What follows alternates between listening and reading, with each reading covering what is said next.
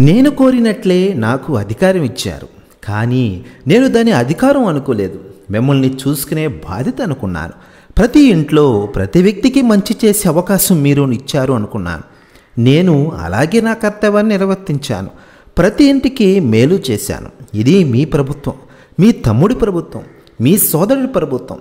గత 70 ఏళ్లలో ఏ ప్రభుత్వానికి సాధ్యం కానివి ఎన్నో చేసి చూపించాను. నేను చెప్పినవన్నీ నిజం అనిపిస్తే, నేను నిజంగా మీకు మేలు చేశాననిపిస్తే నాకు ఓటు వేయండి. లేదు నేను మీకేమీ చేయలేదనిపిస్తే నాకు ఓటు వేయవద్దు అని చెబుతూ తన 5 ఏళ్ల పాలన మీద మార్కులు వేయించుకునేందుకు ప్రజాస్పందన తెలుసుకునే నిమిత్తం సీఎం జగన్ చేపట్టిన మేమంతా సిద్ధం బస్సు యాత్ర ఈ రోజుతో ముగుస్తోంది. మార్చి 27న ఇడుపులపాయలో ప్రారంభమైన బస్సు యాత్ర నేడు టెక్కలిలో ముగిసింది. 22 రోజుల పాటు 2100 కిలోమీటర్ల మేర జరిగిన ఈ బస్సు యాత్ర ఒక జైత్ర యాత్రను తలపించింది.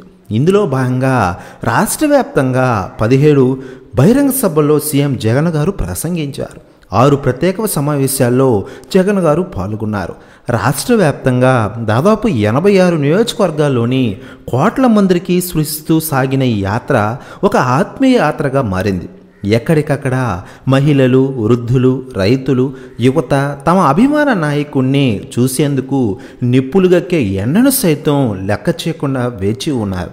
ఆయన బస్సు వెంట పరుగులు తీసి మరీ సెల్ఫీలు సంపాదించి దాన్ని అపురూపంగా దాచుకున్న యువతీ యువకులు ఎంతోమంది మా అన్నకు కష్టం చెప్పుకొని సాంత్వన పొందాలని భావించి ఆయన కలిసి గోడు వెళ్ళబోసుకుని కన్నీళ్లు తుడుచుకుని భరోసాతో అన్నకు బై బై అంటూ సాగనంపిన ఆడబిడ్డలు ఎంతోమంది.